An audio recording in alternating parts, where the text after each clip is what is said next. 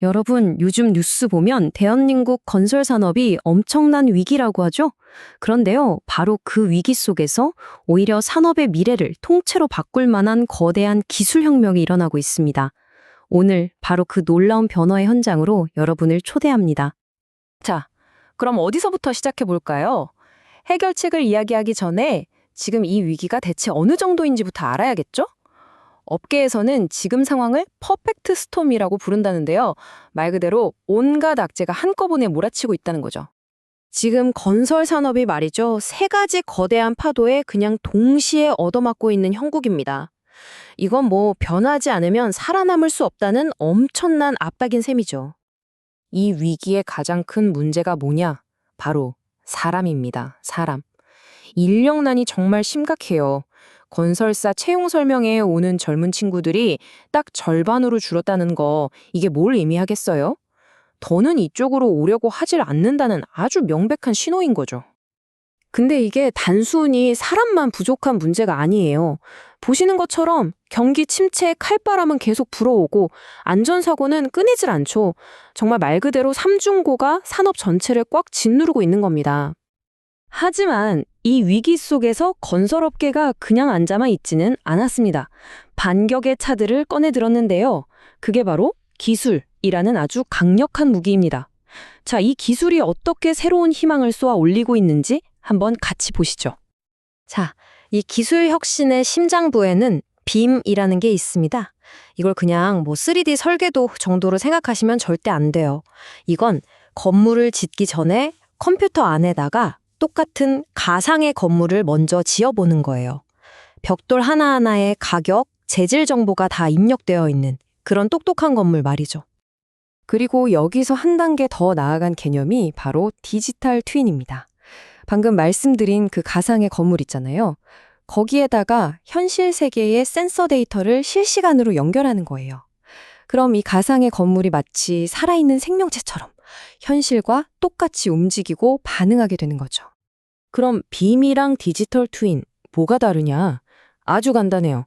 빔이 건물의 정적인 설계도라면 디지털 트윈은 그 설계도가 현실 세계랑 딱 붙어서 계속 업데이트되는 말 그대로 살아 숨쉬는 모델이라고 생각하시면 됩니다. 와, 근데 여기서 한 걸음 더 들어가면 정말 재밌는 게 나옵니다. 바로 휴먼 디지털 트윈인데요. 이건 건물이 아니라 현장에서 일하는 작업자분들을 디지털로 복제하는 기술이에요. 예를 들면 작업자의 심박수나 피로도를 실시간으로 체크해서 저분 지금 좀 위험한데? 하고 미리 알려줘서 사고를 막는 거죠. 대단하죠? 그러니까 정리를 해보면 이 기술들이 각자 자기 역할을 하는 거예요. 빔과 디지털 트윈이 건물의 뼈대를 세우고 관리하는 큰 그림을 그린다면 AI는 공사 일정이나 자재 같은 걸 최적화해주고 휴먼 디지털 트윈은 현장의 제일 중요한 사람의 안전을 지켜주는 거죠.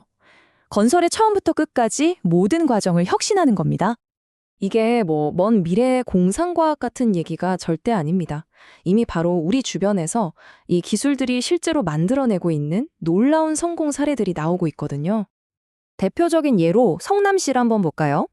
도시 관리에 대한 아주 혁신적인 접근 방식으로 전국적인 상까지 받았다고 하는데요.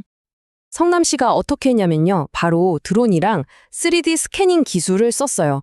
이걸로 뭘 했냐? 예전에는 눈으로 확인하기 정말 어려웠던 땅속의 가스관, 통신관 같은 것들을요, 마치 손금 보듯이 훤히 들여다볼 수 있게 된 겁니다. 덕분에 사고를 미리 막을 수 있는 정말 차원이 다른 도시 안전 시스템을 만들 수 있었던 거죠. 이런 움직임은 성남시뿐만이 아니에요. 산업계 전반으로 퍼지고 있습니다.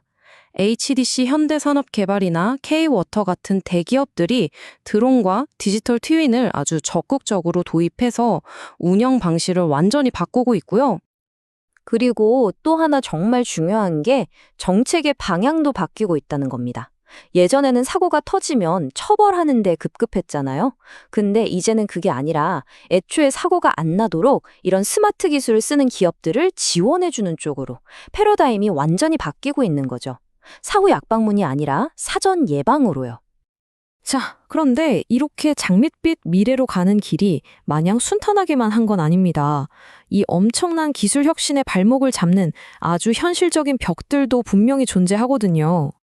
현실은 좀 팍팍하죠. 당장 먹고 살기 힘든 중소설계사무소에서 비싼 빔 기술에 투자하는 건 사실 그림의 떡일 수 있고요. 정부 지침은 아직 좀 애매모호한 부분들이 있습니다. 이러다 보니까 결국 대기업만 기술로 쭉쭉 앞서 나가고 중소기업과의 기술 격차는 점점 더 벌어지는 거 아니냐, 이런 우려가 나오는 거죠. 그럼에도 불구하고 미래를 향한 이 흐름을 막을 순 없습니다. 결국 해답은 이 세 가지로 모아집니다. 첫째, 디지털에 익숙한 젊은 인재들을 이 산업으로 끌어들여야 하고요.